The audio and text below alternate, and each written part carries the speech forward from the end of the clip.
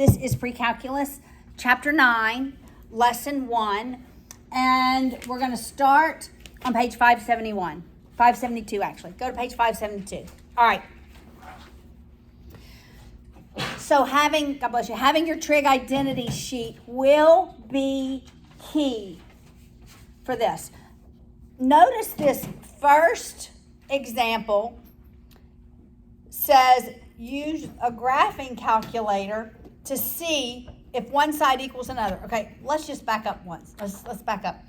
What is a trig identity? Let's just talk about that. A trig identity says something on one side of the equal sign always equals what's on the other. So we can use substitution. All right? Or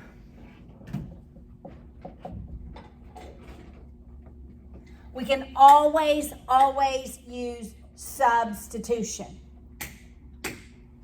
Okay? So that's why we have trig identities, is so that if something looks like the cosine squared x, but I need it to be in the sign, then I can use substitution to solve the equation. So why do we have trig identities? Because we have some trig value or equation is equivalent to another trig equation, and we can use substitution to simplify equations or to prove that something else equals one side of an equation equals the other side. Okay? So do you understand why we have trig identities? We have it for substitution. This first example in your textbook says you could put the right side of an equation in to y sub 1. You could put the left-hand side in y sub 1, the right-hand side in y sub 2. See if they're the exact same. But we're not going to do graphical. We are always going to use algebra to prove that one side of an equation equals the other side of an equation. Okay? So, for example 1, we are only going to work A. B is actually in example 3 when they start the algebra. So I'm not going to work B. And we're going to use these identities. Okay, so example 1 says, does 2 sine squared x minus cosine x equal 2 cosine squared x plus sine x? Okay, in normal algebra, we move things to the left and the right of the equal sign. With trig proofs, we are not. We're going to deal with the left-hand side, or we're going to deal with the right-hand side. So we're going to treat the left-hand side like an expression, and we're going to treat the right-hand side like an expression. But preferably only work on one side to make it look like the other side. All right, so let's just look at what we have. We have the sine squared, and we have the cosine squared. And then we have cosine and sine. Did I write it down correctly? Yeah, cosine and sine. So, can I substitute something into the left-hand side to make this look like the right-hand side? Well, what trig identity, just looking at your Pythagorean identities, what trig identity could I use for substitution here? Sine squared plus cosine squared. Okay, yes. Sine squared plus cosine squared equals 1. So let's solve that for the sine. So the sine squared is 1 minus the cosine squared. So this is what I'm going to substitute in here for the sine. Okay? All right, so I'm going to, instead of sine squared, it's going to be 1 minus cosine squared x minus cosine x. I'm only going to deal with the left-hand side. So I'm not changing the right-hand side. All right, distributing the 2, it's 2 minus 2 cosine squared x minus cosine x equals 2 cosine squared x plus sine x. I'm going to rearrange this.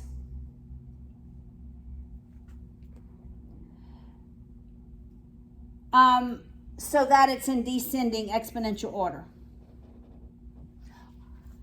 So it's negative 2 cosine squared x minus cosine x plus 2 equals 2 cosine squared x plus sine x. All right, what can I do to the left-hand side? Remember, I'm not going to mess with this right-hand side. What can I do? What more can I do to the left-hand side? Can I do it? Yeah? I was going to say, if you add 2 cosine squared x and it cancels out the 2 cosine squared x on the other side. Well, remember, we're not going to move. Yeah. Left, right. What can I do? Quadratic formula. I could. I'm going to factor out a 2 and then see if I can factor this. Wait. What do you factor out 2? I'm going to factor out a negative 2 just there. So then it becomes, how do I factor out a negative 2? Or could I just see if I can factor it? Factors of what? Negative 4 is just adding it to negative 1. So are there factors of negative 4 such that I add them and I get negative 1? Are they clear? Negative 3. Wait. No. No. So I really can't go any further on this left-hand side. And I mean, the only thing I can do on this right-hand side is substitute in for the cosine. I could substitute in 1 minus the sine squared x, but then I'm going to end up with all the sine on the right-hand side. So is there anything further? See, I want you to think of every possibility. So I can't go any further. Do you agree? So do these equal? No, they don't. So these are not the same. These are not exactly the same. B is exactly the same. We are going to skip example 2 because we're going to get to that later. So this is how, look on page 574. This is the process you would go through until you can't go any further to try to prove that one side equals another side. Look at the strategies. You're going to use algebra and substitution. Ideally, from the initial equation, and remember you're going to treat each side like an expression, right? We're not moving things across the equal sign. We are not like algebra. Ideally, if you can convert every term to either sine or cosine, or just sine and cosine, that's what you want to do. So if you have like the tangent, or if you have the secant, or if you have the cosecant, or if you have the cotangent, my first thought for a trig proof is to convert everything to the sine and cosine, if I can. All right, and that's number 3. All right, and number 4 says you're going to deal separately with the left and the right.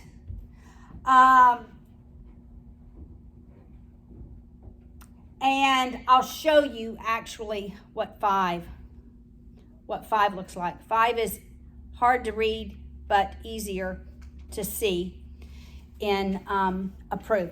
Now, look on page 575, right above example 3. It says replace and with. Do y'all see that? Mm-hmm. So we're using this trig identity sheet. So if I have the sine squared x, then I can replace it with 1 minus the cosine squared x.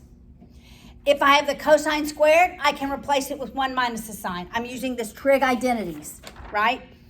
All right, this is all Pythagorean Pythagorean identities. Look at the second Pythagorean. It says 1 plus this tan squared equals a secant squared. So if I have the tan squared, I can replace it with the secant squared minus 1. Do you see that on your Pythagorean identities? It's the second Pythagorean identity. Everybody see that? Or if I have the cosecant, so this is the third Pythagorean identity. If I have the cosecant squared, I can substitute 1 plus the cotan. If I have the secant squared, we're back up to the second Pythagorean identity. If I have the secant squared, I can replace it with 1 plus the tan squared. Or if I have the cotan, now we're back to the third Pythagorean identity. If I have the cotan squared, I can replace it with the cosecant minus 1. Got it? Okay, so we're actually going to do this. So this is really B from example 1. I don't want to do this graphically. So the first example I worked was one where it's not, they don't equal. They do not equal. This one, we're going to show that one side is equivalent to the other side, and we're going to apply the strategies that I've said. So someone tell me some of the strategies. Tell me one strategy. Let's go over those. What's one strategy? Somebody.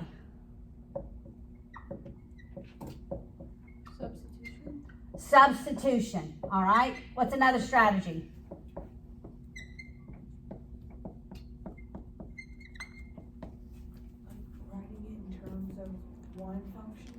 Writing it in terms of one of the trig expressions, yes. All right, when I look at this problem, everybody look. To me, when I first look at this side looks simpler than this side. Would you agree? Yes, I agree. So I don't want to complicate this side. I want to simplify this side. You follow me? And in my brain, I want to end up with a cosine. And what is the tan? The what over the what? Okay, so if I can end up with the cosine plus the sine over the cosine, I've got this. Got it? So mentally, I am already thinking where I want to end up being on the right-hand side. Got it? Okay, I'm already anticipating where I want to go. All right, everything is already in the sine and cosine, so I'm not changing anything. Can I rearrange the terms in the numerator without changing the value? I can. All right, so how do you think I could rearrange? Yeah. Okay, I probably don't want descending order.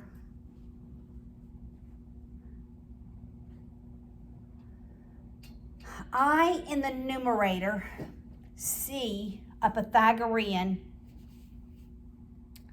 identity. Does anybody else in the numerator see a Pythagorean identity? What do you see? Sine squared plus cosine squared equals 1. So you can do the sine equals 1 minus the cosine squared. Okay, so you saw the sine squared x plus the cosine squared x equals 1. Okay, because I have the cosine over here, which one do you think I want to put in here? I want to put the cosine in here. Okay, so I want to end up with cosine squared x is 1 minus the sine squared x. This is the substitution I want. Do you see any of this in the numerator? What do you see, Isaac?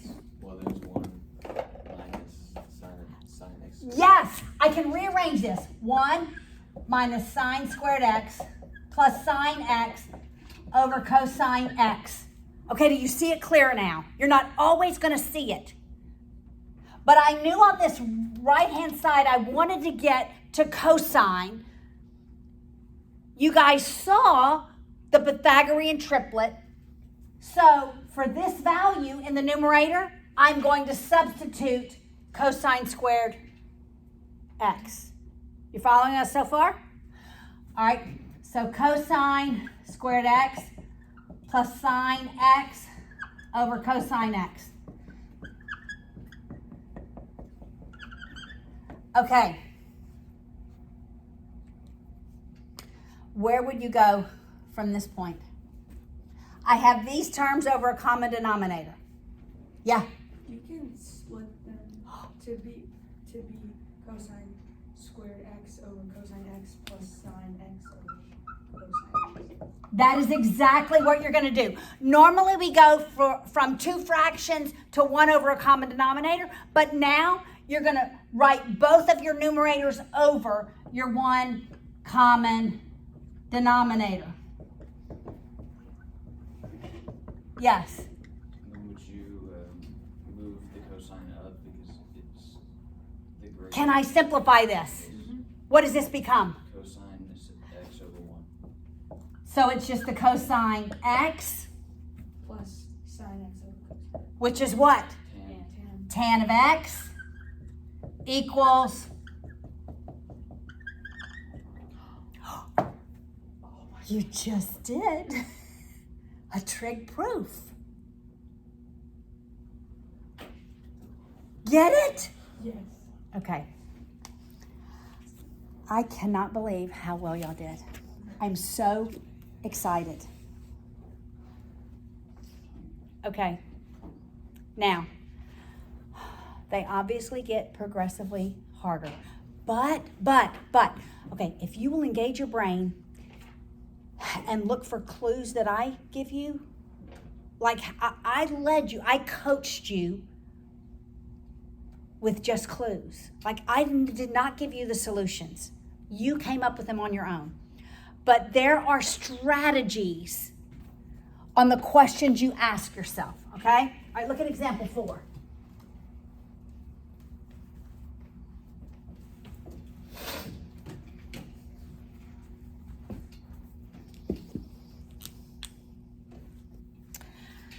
All right, example 4 says cosecant x plus cotan x, 1 minus cosine x. And this is not an identity. We're not trying to prove anything. The instructions here are to write everything in terms of the sine and the cosine. Why are we working through this? So that you can get accustomed to changing just one side of a trig identity to prove that it's equal to the other side. So this is utilizing one of the strategies. All right, so in terms of the sine and the cosine, what's the cosecant? Yep. What is it? 1 over the sine. 1 over the sine. So this is going to be 1 over the sine of x. What's the cotangent in terms of the sine and the cosine? Corey? Is it cosine over sine? It is.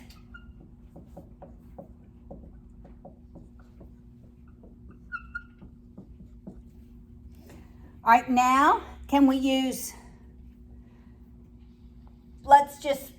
we have a common denominator, don't we? All right, so you want to just write that over the common denominator? Sure. Okay, so we have 1 plus the cosine x over the sine of x times 1 minus the cosine x. How do I multiply this? How do I multiply fractions?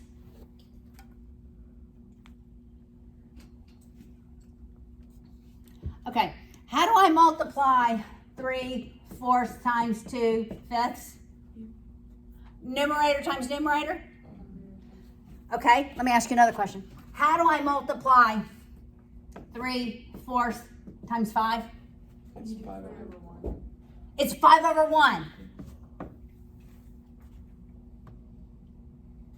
So I'm multiplying numerator times numerator, denominator times denominator. Got it? All right, what do you notice about the numerator? They're conjugates. How do we multiply conjugates? The outer's less. Yes, the first and the last. No, I know what you meant. The first and the last, because the middle term eliminates. All right, so 1 times 1? 1. Cosine x times negative cosine x. Negative cosine squared x. Negative cosine squared x. All over what? Sine x. Sine x. Okay. Where are we going from here? Can I simplify this further? I can. What, Abby? 1 minus the cosine squared x can equal the sine squared. Yes! It's a Pythagorean identity. Cosine squared plus sine squared equals 1. So for this, I can substitute in sine squared x over the sine of x. And what does that equal? Sine of x. All right, so this entire, if I were doing a trig proof, I would have set that equal to the sine of x and said, prove that identity. And I obviously, is it obvious to you that I would never work with this right-hand side because it's already so simplified? And I would work with the left-hand side? Okay, it wasn't originally. Oh, yeah. It was not So originally. this isn't a proof, it's like a, it says This- transform one side into the other side. Well, this is example 4. Oh. It just says write everything in terms of sine and cosine. But if it were a trig proof, it would have been set equal to the sine. So this example was to help you realize how you can take this more difficult expression and simplify it by converting everything to sine and cosine. And guys, all we used were the rules of algebra, right? That was it. Okay, now, example 5 is a pattern.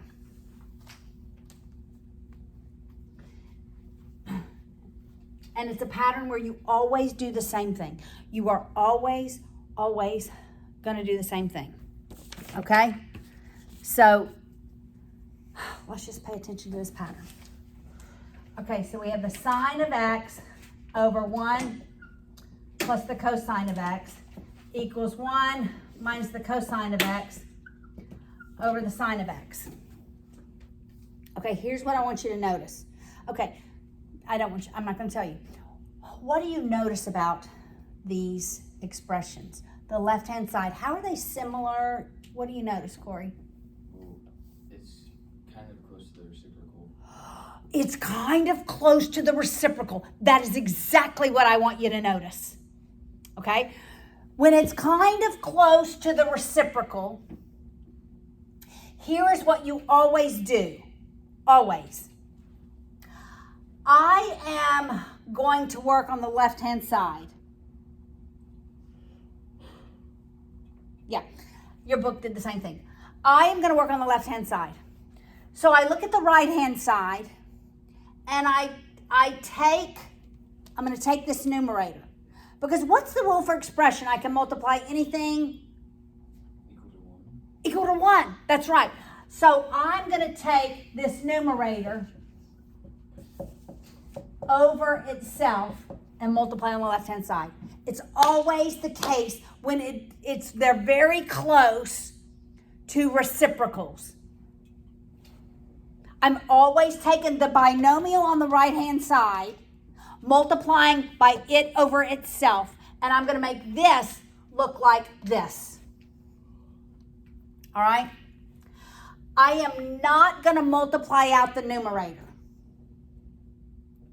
I am going to multiply the denominator because what do I see in the denominator? They are conjugates. Okay.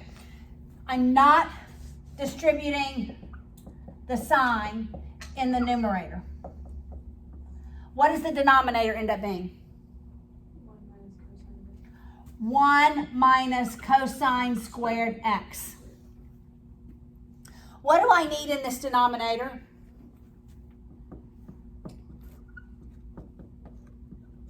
I need the sine x in this denominator. So I need the sine x in this denominator. Can I get the sine x in this denominator? It's a Pythagorean identity. So what am I going to substitute in for this denominator? Sine squared x. Sine squared x.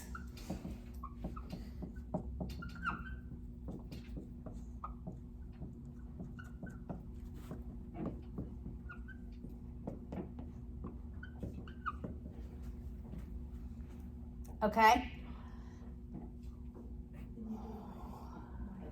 Charlie, what do you see I can do now on the left-hand side?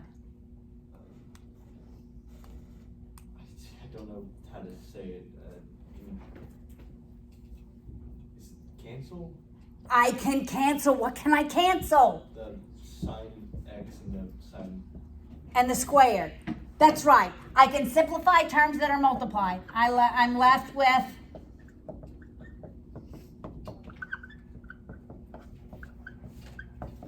so are these equivalent, the original? Yes.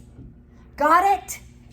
Okay, so this is always a pattern, and you are always going to do exactly what I did. How many sides am I working on? Only one. I could have worked on this side. What would I have multiplied this side by? What over what? 1 plus cosine x. Yes, that's exactly what I would have done. And I would have ended up here. I could have started here, multiplied by 1 plus cosine x over 1 plus cosine x. And I would have ended up with this. So it doesn't matter what side you work on, as long as you follow that pattern. Got it? All right, let's look at example 6. Wow, we're so close to the end of this lesson. Okay, example 6. You guys are making my job so much easier. Okay. Now I have the cosecant of x minus the cotan of x equals the sine of x over 1 plus the cosine of x. Okay, now based on what I've already taught you, what side are you working with? Left or right? The right. But now we're Left or right? left. Right. Left. And what do you want to do with the left? Okay, how do you want to simplify? Well, we could turn those two into the what are they called? Yes. Sine and cosine. Yes. Yeah. I want to make these and write these in terms of the sine and the cosine. What's the cosecant? It's One over one over sine. the sine. What is the cotan? It's cosine over One over sine. tan x. Which is Cosine over sine. Yeah. Cosine over sine.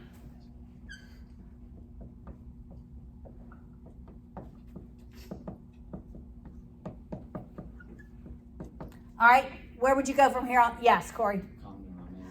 Common denominator. So write the numerator over the one common denominator.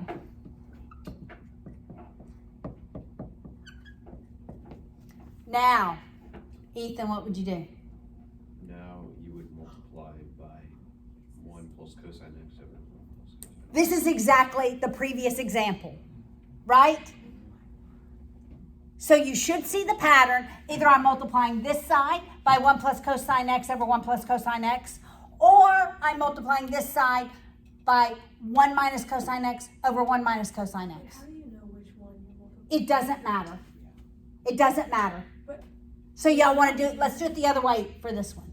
why can't you multiply by the sine of? Oh wait, I don't understand how you know which one. Use the binomial. Okay. You know what, Laura, it really doesn't matter. I can multiply by sine over sine. Oh, okay. I could. Would y'all like to try that? Or would you just like to know, I'm just going to multiply by the binomial over itself? You know, I think that's easier. Okay, but I'm telling you, it doesn't matter. Okay. I just try to have clear patterns to follow. Okay. I'm not going to work that out because we just worked it out. All right, now, that was example 6. Now let's go to example 7. All right. It says prove the first identity below, then use the first identity to prove the second one. All right, so A is the secant x times the secant x minus the cosine x equals the tan squared x. Okay. So what are you thinking? Working on the left or the right hand side? I'm definitely thinking left. All right, and I am what are you thinking? You want to, well, it's factored, so you want to multiply it. I want to multiply it back out because when I get to secant squared, I know there's an identity with the tangent, a Pythagorean identity with the tangent, okay? All right, so I end up with secant squared x minus secant x times cosine x tan squared x. Okay, what can I substitute in for the secant squared x? 1 plus tan squared x. Now, I am thinking I want to write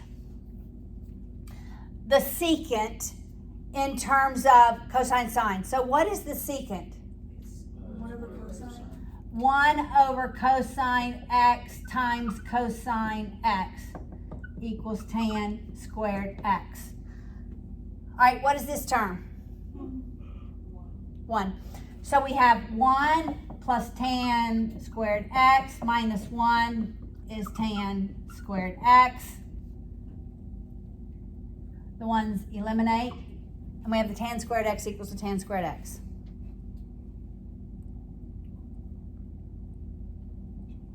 Make sense? Okay. Now let's just look, leaving this up here. For b, it equals this. I don't even think I worked it this way. Okay.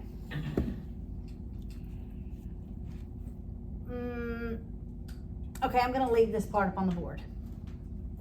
All right. All right, let's look at this. Secant x over tan, this is b, equals tan x over secant x minus cosine x. Okay, this is similar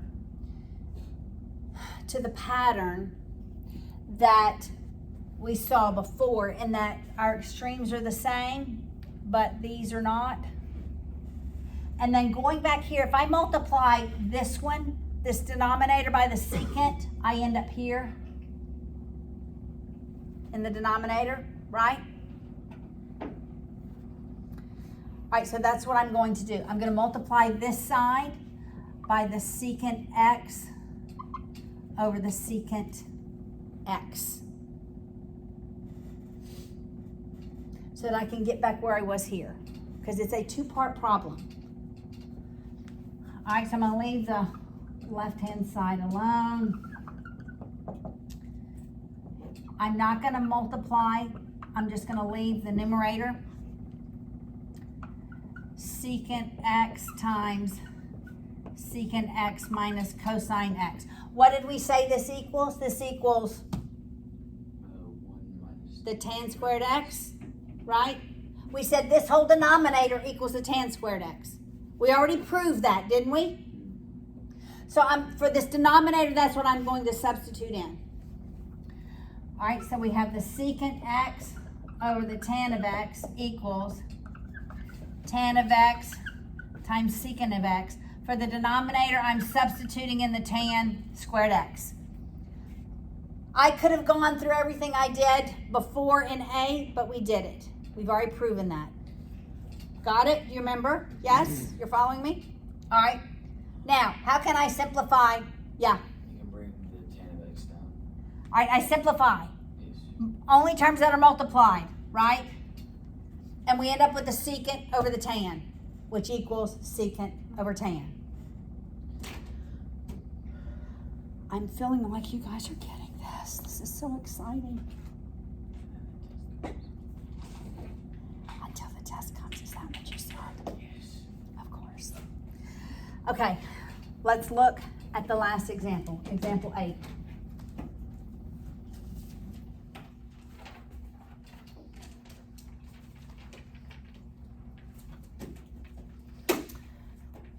All right, we have the cotan x minus 1 over the cotan x plus 1 equals 1 minus the tan of x over 1 plus the tan of x. All right, what side should we work on? What side would you work on? Left, I absolutely would. Can we write the cotangent in terms of the tangent? Yes. What is it? 1 over the tangent.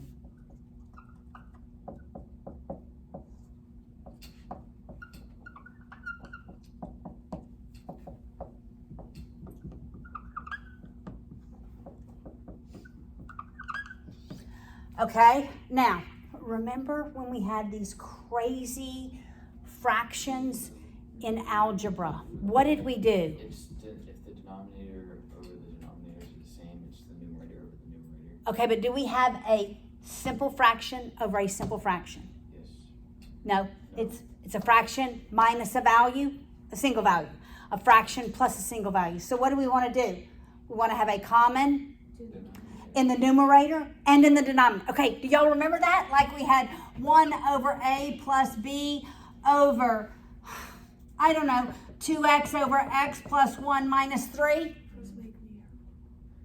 Okay, why did we do that in algebra? So that when you come here, you're thinking, I want a simple fraction in the numerator, simple fraction in the denominator.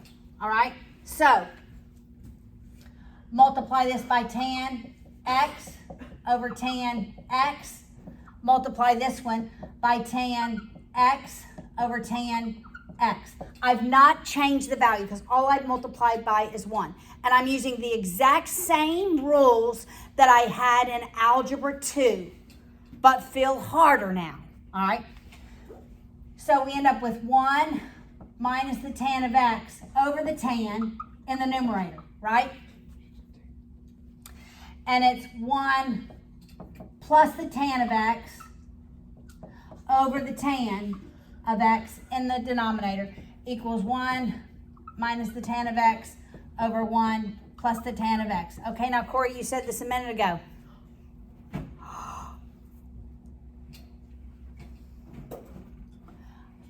The denominator is the same in the numerator and denominator.